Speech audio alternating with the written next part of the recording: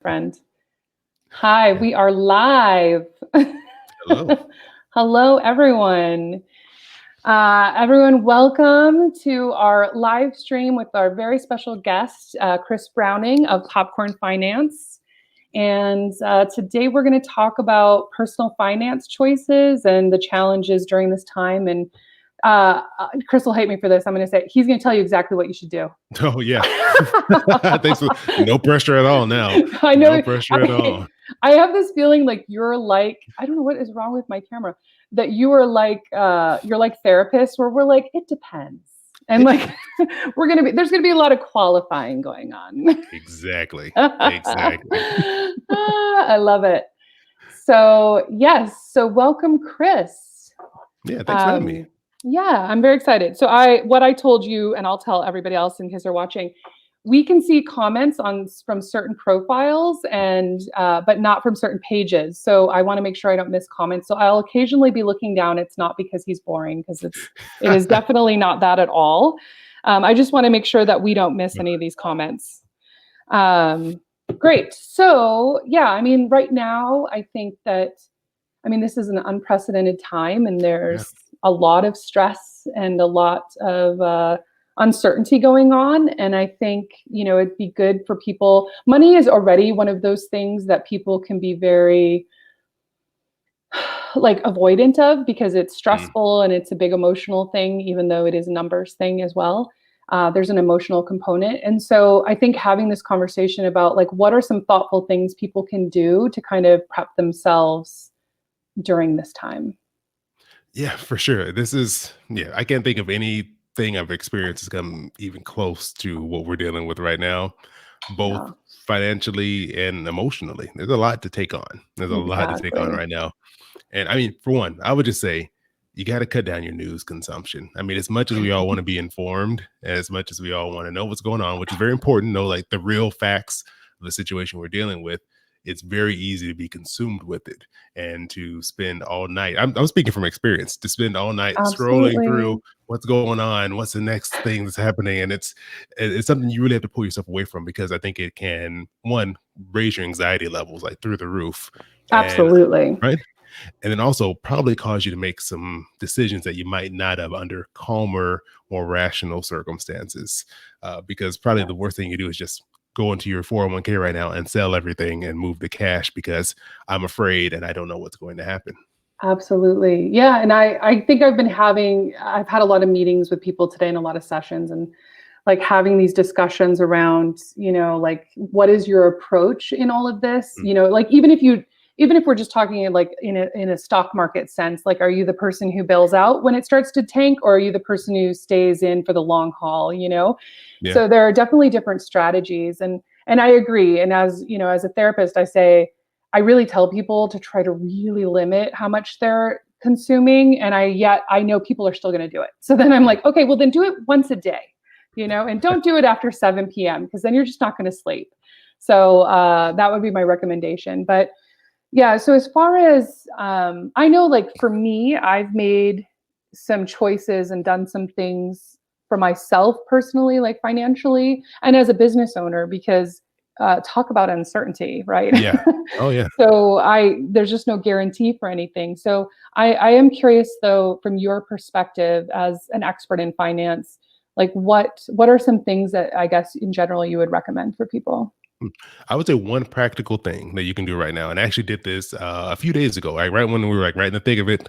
I was at home working from home because our office is kind of like like shifting the workforce. Some of us are there, some of us are Mhm. at home. They got to keep it from being crowded. All that to say, the one big thing I think you can do now is to make an emergency budget, and this is like a bare bones worst case scenario budget. So what I did was I already have a spreadsheet set up, and you can use whatever software app program you enjoy, even if it's a piece of paper. If you had a notebook and you're writing your budget down, Yeah. go through and look at, if the worst case scenario, if I lost my job tomorrow, or if my income was significantly reduced, what are the things that would be my number one priority? So that would mean obviously mortgage or rent. It'd be food. Maybe it's a car payment, insurance, things that you have to continue to live life and function. And that's what I sat down and did, because you don't want to be thrown into the situation. You don't want it to be forced upon you. And now you're dealing with the stress, the fear of having lost income, and now trying to sit there and figure out what am I going to do and what can I cut and what can I get rid of. You want to do this now when things are okay. Hopefully for you, things are okay right now, and you can make the sound, hopefully, rational decision on what things can I cut and what things can I keep. And maybe you might even want to implement some of those changes now while things are maybe a little more stable for you, just to get prepped for it and maybe put a little more money aside, which I'll probably one of my next tips. But that's it. Well, my first piece of advice you can really do now is set up an emergency budget. And I love that. And I do agree. I think go with what's easiest if you don't already have a budget. And I will say a lot of people don't, because I Yeah. work with a lot of individuals and couples and we talk about money stuff and most people don't. But do the easiest thing. Like I use Excel. I use Mint as well, but I love Excel. It works like my brain works.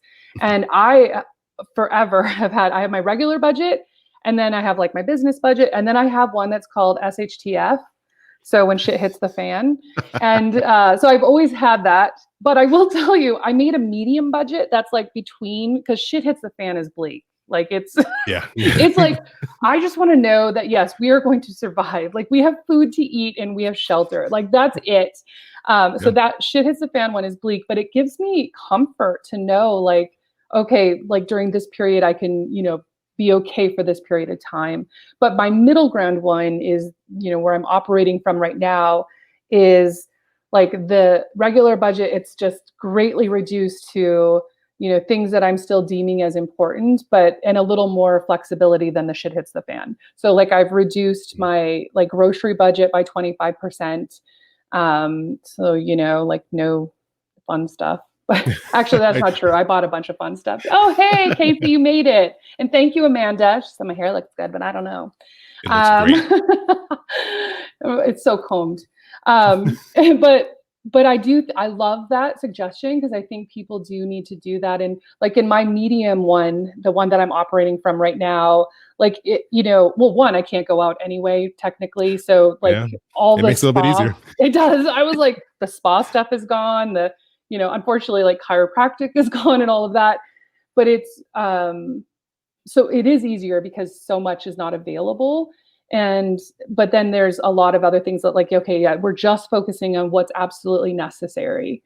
And maybe you're going to get into it, but I want to say it before I forget. I think of you because you did an interview with the author who wrote about the no spend challenge. Oh, yes. Jen Smith. Yes, Yeah. I've decided to look at this as a no spend challenge as That's a great way opposed to do it. to I'm like, I'm dying here or like life is going to poop. Because so I'm trying not to spend on anything that isn't food related. Mm. Although I did buy a little $20 like Groot like plant holder thing because it was really cute. But that's it. Now I have the no spend challenge to keep me on track. So I mean, whatever you have to do to make this less sad than it really is. I mean, you got to keep yes, yourself encouraged through this. yes, And I love your point about the medium budget, because when I sat down to make my emergency budget, what I ended up making was my medium budget, because I sat there, I was like, okay, what can I take off that's not really necessary? I took it yes, off, and then I looked at it and I was like, okay, and then I was like, could I really take more off than this? And I was like, I think I could. And then I was able to cut even more, and that became my yeah. real emergency budget. Then I had like my medium. So you have stages. I So that do. I way, think right? that, yeah. I like it. And I think like for me, cable, I still have cable. Like, but if shit starts getting really bad, cable will be gone, Yeah. because it's not a necessity, but right now it's like our godsend. Yeah, I mean, and the thing too is, once this is all over, because we all know this is not going to last forever. Yes. Maybe making some of these lifestyle changes now could be things that you can roll over into the future to maybe help you improve your saving or help you push closer towards retirement, and to not be as painful, because now you've already gotten yourself into the habit of maybe cutting some things out that maybe weren't necessary, or you're just doing for fun when you could, help out some other areas of your life. Yeah, I agree. And I think like I don't know about you, but I love to cook, but for years we've been so stressed and busy that I haven't been. But once this all happened, like right before it got really bad, I made like a meal plan for 3 weeks. And so like I've been cooking a ton. And yeah, it's like good. It's like getting us back to, so it's like looking at the upside of that. And it also saves money, obviously, to cook. Yeah, exactly. Exactly. The bright side. We're making some changes that maybe we would not like to be making changes on right now, but hopefully in the end, it's there'll be some maybe some good habits we pick up. Yes. So I love that. So tip number one, make an emergency budget. We like it. Okay. Where would you go from here? Okay. So number two.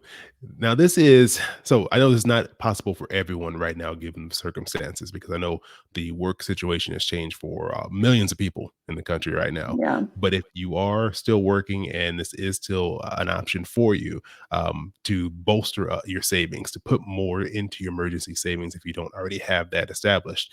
And so, for those of you who don't know, an emergency savings fund would be a savings account because you want to keep this in cash. Do not invest this money. We do not want to take any risks with it. As you see with the market, it's kind of going all over the place.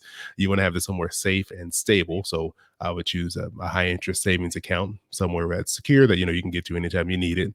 And an emergency fund is meant to carry you in the event that you have an interruption in pay or a large expense that comes out of nowhere, like a huge medical bill that you weren't expecting, or something falls. I was gonna say something I was falls like, through your roof.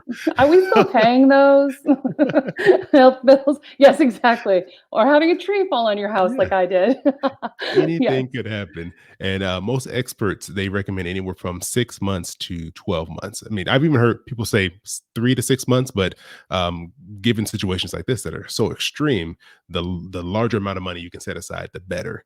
And in this circumstance, you want to look at your essential expenses. So these are the things that you have to have. So it's kind of speaking of our emergency budget, you could use your emergency budget as the baseline for building your emergency fund. So when you say, okay, this is what I would need to spend, definitely all things have hit the fan. This is how much money I need in a month. You would take that, multiply it by 6, and that would give you your 6 month emergency fund target you want to aim for. And obviously, this will be a big number, something you're not going to be able to accomplish, in a couple of weeks.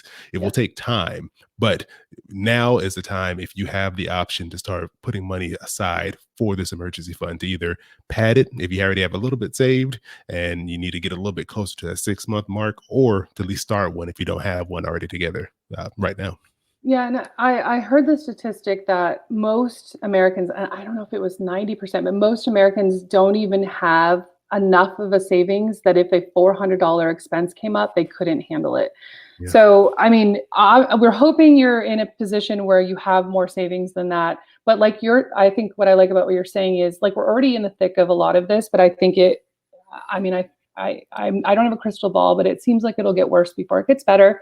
Ultimately, we will come out of it. It's just like, just like in the 20s, Mhm. they had all, they eventually we come back. But even say getting yourself 400 or 500 extra dollars so that like if you are in this place where you need to figure out something and like there isn't services, or you go to the food bank or you go somewhere and there's not food available, like that you have a little extra so that you can kind of supplement that, and that's there's two ends of extreme there. But I think just any little bit, like not, I think I'm a terrible saver. And so thank God for my husband, because he forces me to be that way.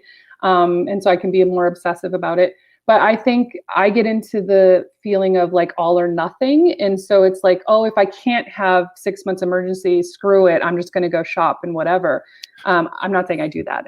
We've been together 22 years, no, 23 years. So I've changed, but I do think people do that. I see that with people that I see in clients. So to know, like, even having a few $100s is a little bit of breathing room if that's all you can muster.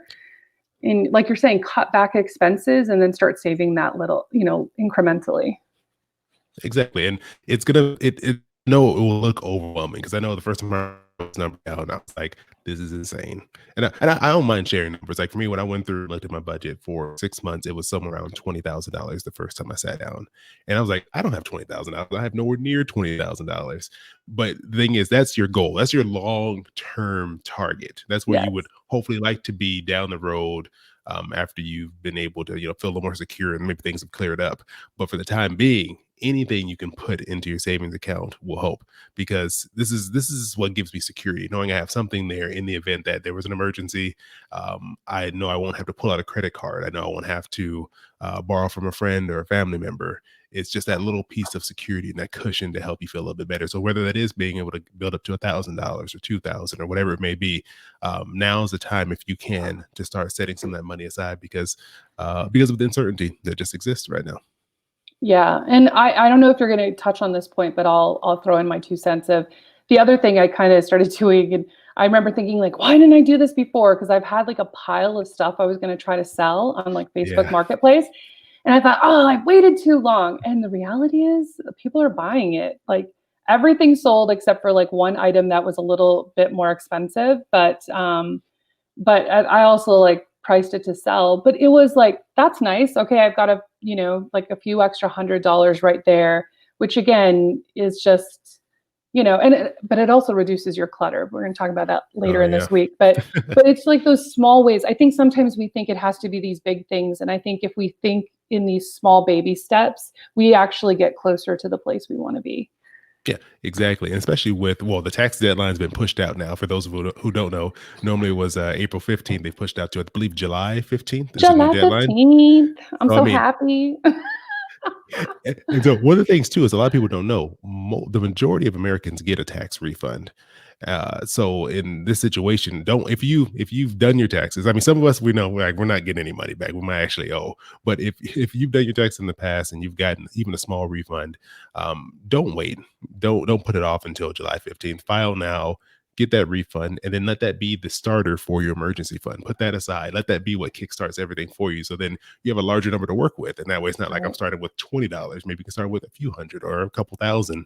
And it makes you feel a lot better just seeing that starting point in the savings account versus zero. Absolutely. No, and I love that. And right now, you're so aided by, like, I know a lot of people are like, oh, we're going to buy new furniture with our tax refund, or we're going to take a trip. We can't go anywhere right now. Yeah. So that's great. You get to Yeah. save it.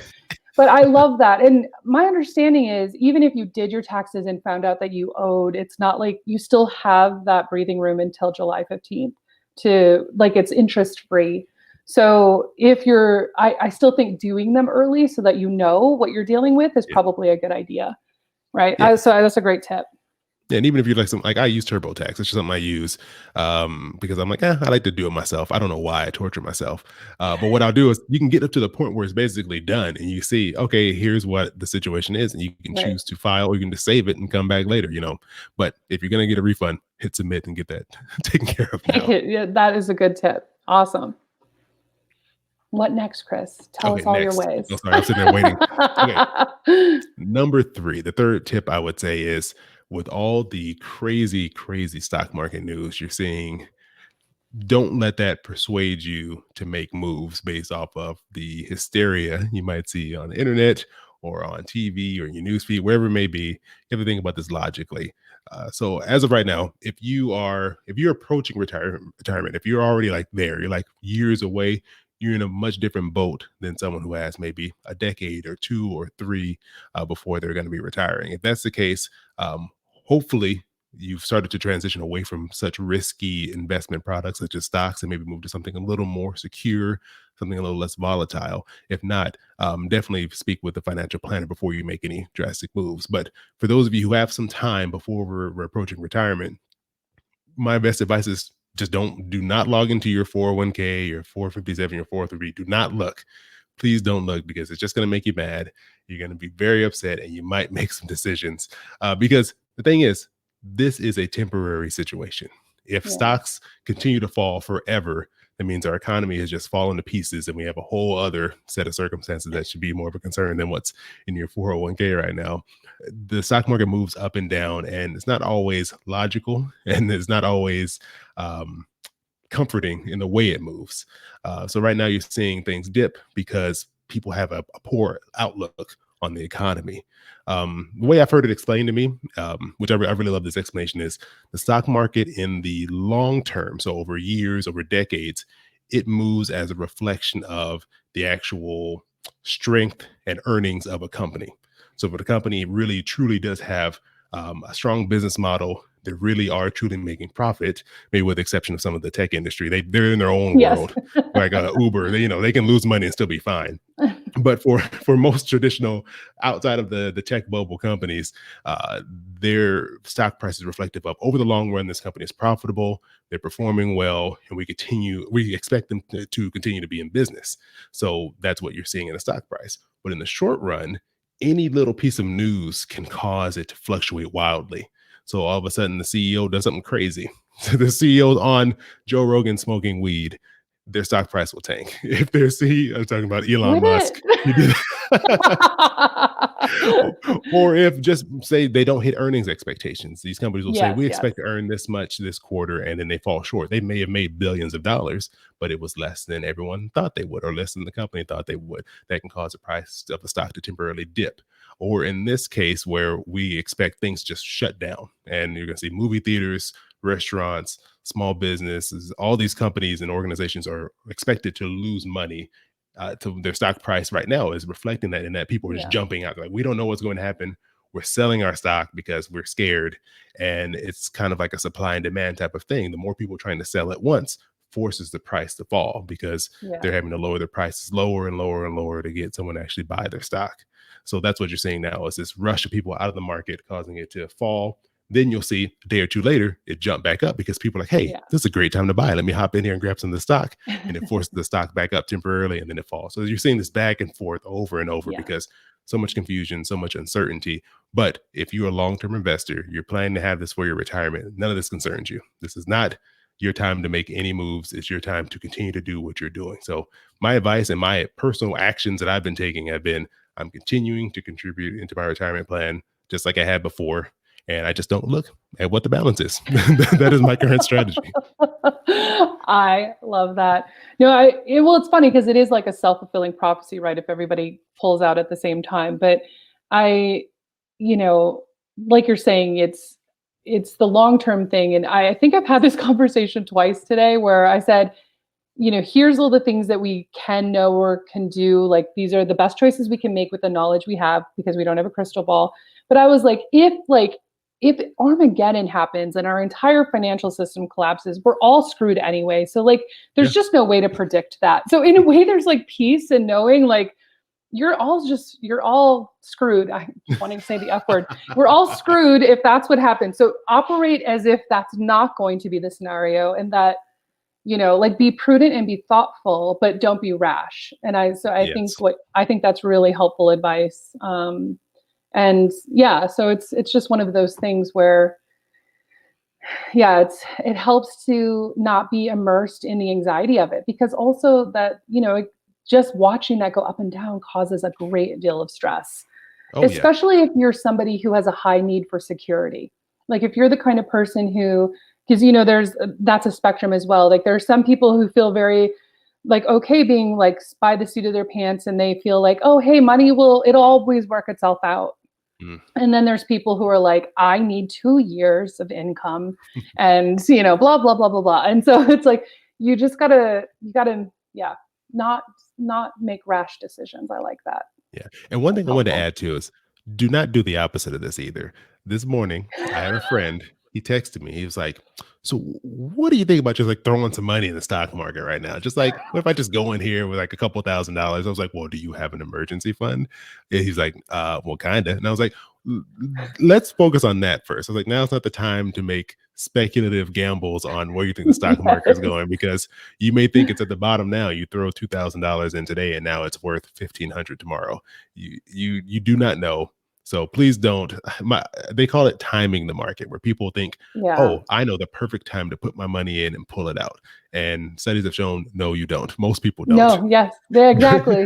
It's- Unless you're, and I just forgot his name from that show Billions. I was like, unless you're what's his bucket, like, I just forgot his name. It would have been so much funnier if I remembered it. But like, he's the only one that can get away with that. So, but yeah, I agree and that's the thing. I think people get like, oh, maybe this is my chance, because I know, like, after the big stock market crash of like 28, or was it 29? 29? I forget which one and what year it was, but a lot of the modern day millionaire billionaires were made after that. So there's always Mm, potential to make money, but It's like right now we're in flux, and probably that's not a good decision. If they want to throw money away, they can send it to me, and I'll look after it for them. But I think that's good advice. Well, thank you. Awesome. I forgot to ask, is there a tip number 4? Is there a tip number 4? You let me think. I think there might be a tip number 4. I didn't ask you how many tips you had. I know I didn't. I should have written down which each tip. I'm just coming off the top of my head trying to think of what I've been dealing with, what I've been I'm asked going right with the now. flow for sure. One thing I've been hearing a lot about, or people asking about, is the whole Federal Reserve cutting interest rates to 0 and what that means and how that impacts them. So for that one, I would say, I don't know if this is necessarily a tip, more like kind of what I've seen asked, Yeah. or actually here for refinancing, because that's kind of all falls into the interest rate environment. So people were saying, should I refinance my home right now? Is now a good time because interest rates have dropped? And so the Federal Reserve, or the Federal Reserve System, or the central bank, they go by a bunch of different names. They kind of step in to help regulate the banking system, and they set our monetary policy. They do a whole bunch of stuff.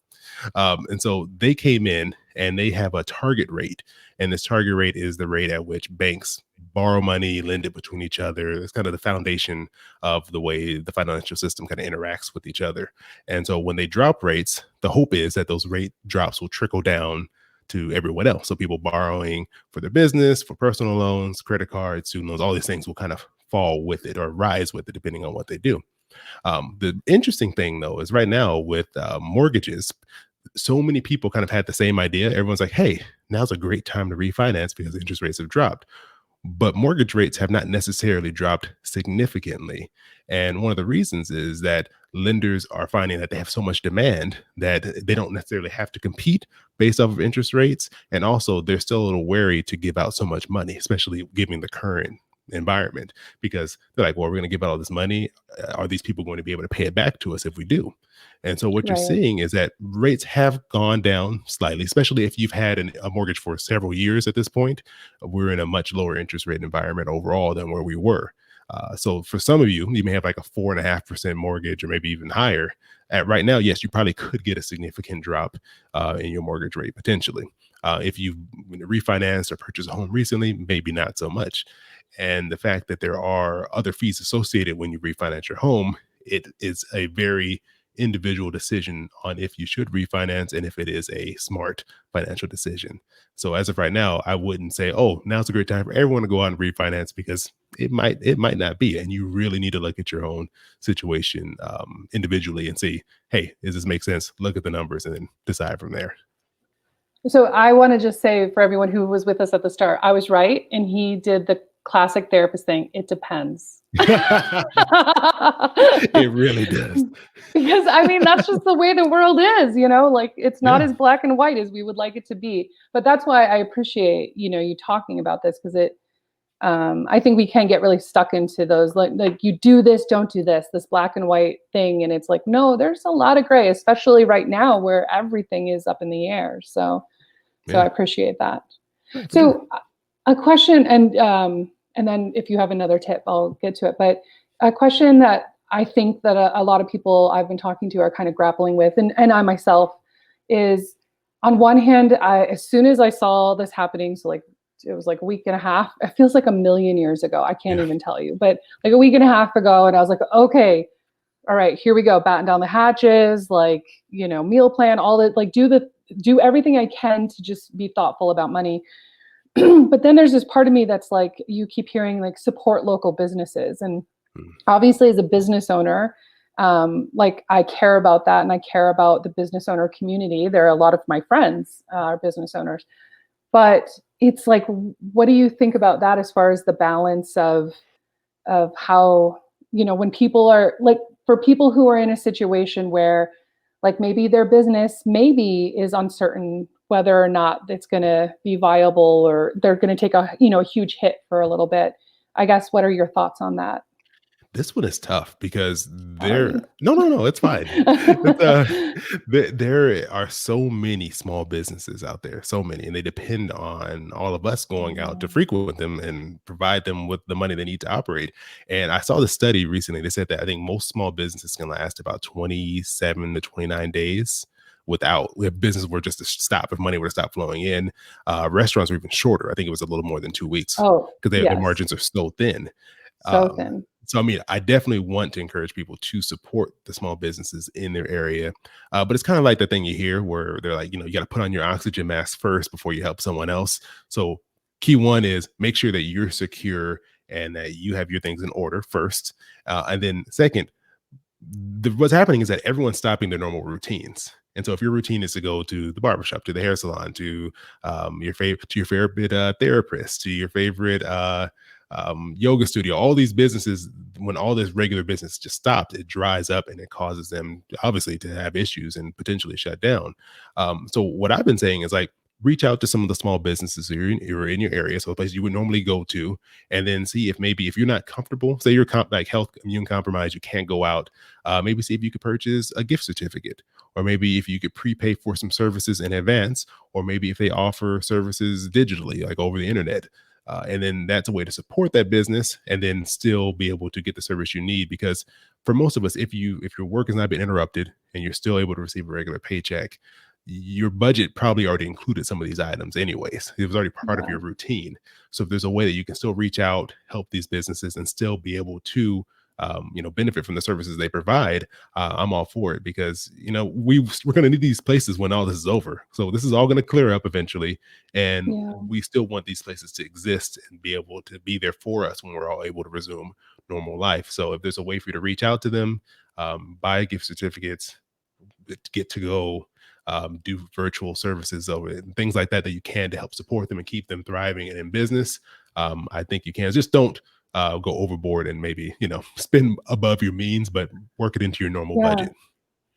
Yeah, and I think that's a good point, that, like, don't hopefully you're not putting it on a credit card or something Yeah. like that, because that's you're not really being in service of yourself as well. But and I'll probably get a lot of flack for this, but my thing is I would rather do to go from a restaurant than a gift card, because I've had enough restaurants fold and then I'm Oh stuck with their yeah. worthless gift card and I'm like so pissed. I'm like, because I forgot to use it the last time, Then it becomes a which is donation. terrible. Yes, exactly. I know. This was pre all of this, so I was like, screw you guys. But yeah, I mean, I did like I said, I went to a place of I took out all of our cash for our grocery budget for the rest of this month, like earlier, and took it out in cash because we overspend on food. That is our one place where we go crazy, whether it's eating out or eating in or whatever. And so I got us to a place like, okay, now we have our meal plan, we have the extra. And then it was like, yeah, let's go support a local, a local restaurant and pick up a lunch or something like that. Cause I want to do that. But yeah, I think I like the advice of being prudent about making sure that you're in a position that you can do that. Yeah, because the last thing you want to do is, have the best intentions to help these businesses that you care a lot about, and then now you're in financial trouble and you won't ever be able to go back for a while because you're in a bad position. Exactly. Awesome. So was there a number 4? Was there a number 4 tip? Oh no, I gave number 4 was the mortgage refi. I don't know if Oh, there's a okay. number I'm 5. sorry. That was a comment slash tip. Yeah. I think those are the biggest things. I think those are the biggest things is, cut down on the exposure to the media as much as you can. I mean, stay informed, but do not make this like a 24/7 news input feed into your brain. Set up an emergency budget. Do not touch your 401k unless you are in a situation where you've talked to someone and they've said now's a good time to do something. Oh, also, I did have a Or if resource. you're 100% invested in tech stocks. Yeah. I just heard about this really great resource, because so many people have questions right now. And there are some people, I mean, a lot of people could always benefit from talking to a professional. Um, I have some links here. This is first one is from the Financial Planning Association. Oh, and then just this shout out to Sharon Epperson. She's a senior personal finance correspondent for CNBC. I had interviewed her for my show, and she let me know about these resources for people who could use some help with kind of managing their finances right now. So Awesome. the Financial Planning Association at the site is one, like the number one spelled out ONE.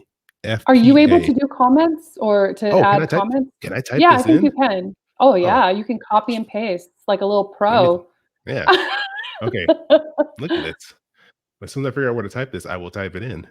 Oh, you don't have a thing that says comments? I'm newer to this program, so I Oh, have let a me thing see. that says comments. I have a private chat. Okay, send it to me and I'll put it Okay. in the comments. Right, I'll send it to you. All right, so this Yes, one's from the that would be Financial great. Planning Association. And so these are financial planners. They're doing free financial planning for individuals right now. So they have that up on their site where you can sign up. Hopefully, there's someone in your area. And then there's another organization called Savvy Ladies. It's savvyladies.org. They help more than just women. You don't have to be a woman to be helped, but they focus on helping women with their financial planning needs. And they're also offering free financial planning services. So if you have questions, very specific, unique questions to your situation that can't be answered by doing a Google search, or maybe shouldn't be answered by doing a Google search, you can reach out to these two organizations, and they're offering free financial planning and free advice to help you kind of get through and weather this current situation. So you're saying no, it shouldn't all of our knowledge should not come from WebMD or Wikipedia? Is that what you're trying to tell me? There might be some issues if you do that, but I would not advise it. Okay, good call. This is why I have an expert on, people, because he knows his stuff. No, I really appreciate you coming on. And if anybody has any questions, they can put it in the chat and let us know if there are specific financial questions that you have, and we will. And if you're watching this afterwards, like, you could always leave us a message, and I'll see if we can get you a response. But it would be great right now to get live information. Yeah. But yeah, I do think it's important to. I like that your emphasis is really on not panicking, because I think that people are kind of in these camps of, there's like so much anxiety, they're panicking, or they're kind of like putting their head in the sand and like, I just don't want to deal with it. And so I think that I love that first step. Again, we'll go through of, make an emergency budget. And maybe right now it's the middle ground budget for you. And then, try to use any excess money from that if you're saving, to kind of bolster your savings. And then don't make rash decisions. I think those were the top three. Those were awesome. But yeah, I don't know. Is there anything else you want to add for people? I think in this time when they're feeling like, okay, what should I be doing with my finances, or what kind of decisions I should be making around spending? I think those are the biggest things. So we went to the grocery store. So I don't know how it is where you are, but I'm in Southern California, and the stores were crazy for definitely that Oh weekend yeah. right after people were saying things were going to get shut down. It was crazy. We went late at night to avoid some of the crowd, and the cashier, she was like, "You wouldn't believe how much money people were spending. They were spending $700-800 on groceries at a time in one Yeah. individual trip." And I mean, you've seen these crazy lines at Costco. So the thing is, during the situation when you want to panic, when you want to freak out, you have to think logically about the situation. And as of right now, they are not closing grocery stores. They're not closing banks and gas stations. All these services are staying open, even in countries like Italy, where things went crazy real fast. These Yeah. essential services are still open. So going back to tip number 3, making a rash decision, you think, I need to hurry up and get everything humanly possible right now to be secure and safe, because you want to feel secure and safe at home for yourself, for your family. But for one, you could be harming yourself financially, because maybe you don't have $800 to buy groceries, and you've just spent way too much money, and you may have to end up going into debt. And it can become like a what's a word where you kind of like you end up on this debt treadmill where you've overspent, and now you don't have enough money from your next paycheck to pay your bills plus pay off your debt, and you end up in the cycle. And then Right. also, you're harming everyone else, because there could be individuals who are elderly, who maybe are immune compromised, and they can't get out to the stores the same way you can. And then when they finally get a chance to get out there, everything's gone. Yeah. So making rash decisions can harm everyone and yourself. So you want to just take time, breathe, look at reasonable sources for your information, trusted sources, and just try to take it easy, enjoy this time with your family. Call some friends. I don't ever talk on the phone. I've actually called people, and it's so weird. Uh, and it's nice though to connect with people you maybe haven't talked to in a while. So use this time, as difficult as it is, to maybe connect with some people that you don't normally get to see, instead of looking at your 401k, which you should not be doing right now. Yes. I was like, well, I think we've had this conversation. This is like your dream. Like the Oh, introvert's dream is this scenario. And so you're doing really well. But I did want to point out some of us who went to Costco have 3 children, Chris. And so the cart looks full, I'm not but there was shaming still plenty anyone. of food. I'm not shaming anyone. I'm only There shaming the was still person who bought plenty. like 18 gallons of milk. I'm shaming that person, but all the other normal people, I'm not shaming you. I know. I feel you. But yeah, and again, I think I've been reading that in places as well where they say like everything is okay. The distribution line is okay if people will buy normally, but Mm, it's when they're over. And I think like again, I used to shop and try to buy groceries for a week or two and like do meal planning. That's helpful, but that's different than, like you're saying, buying 12 gallons of milk or something. yeah. So I think that's a, good advice to be thoughtful about that. And thank you again for coming on. And Pam, our friend Pam is on here and she said this great information. I don't know if Okay. you can see the chat I at can. all. I can't type in there, but I can see it. Okay, good, good, good. I'm glad you could see it. So, if you want to hear more awesome financial tips from Chris, he has the Popcorn Finance podcast. I just forgot the word podcast. Wow, considering I have You got the important words in there. That's fine. I know Popcorn Finance. The greatest thing is it's a podcast where you get financial information about about the time it takes to pop a bag of popcorn. So we love that because those of us with short attention spans like it just quick and dirty. And you've been on there. You were a guest on the I show as know. well. It was one of my favorite episodes. Actually, one of the most popular ones where we're talking about how personality affects your spending habits and how you handle money, I which I know. think I was love it. that was a I fun love that conversation. stuff. It was fun. And this was fun. Thank you so much for coming on. And again, people, if you have any questions, about thoughts about what you should be doing with your money in these times of uncertainty and just kind of preparing for yourself, definitely let us know.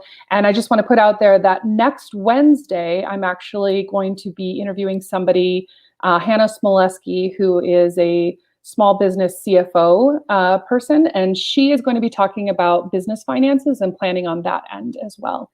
So Nice. I'm gonna check that one out. you need to. I want lots of comments from you.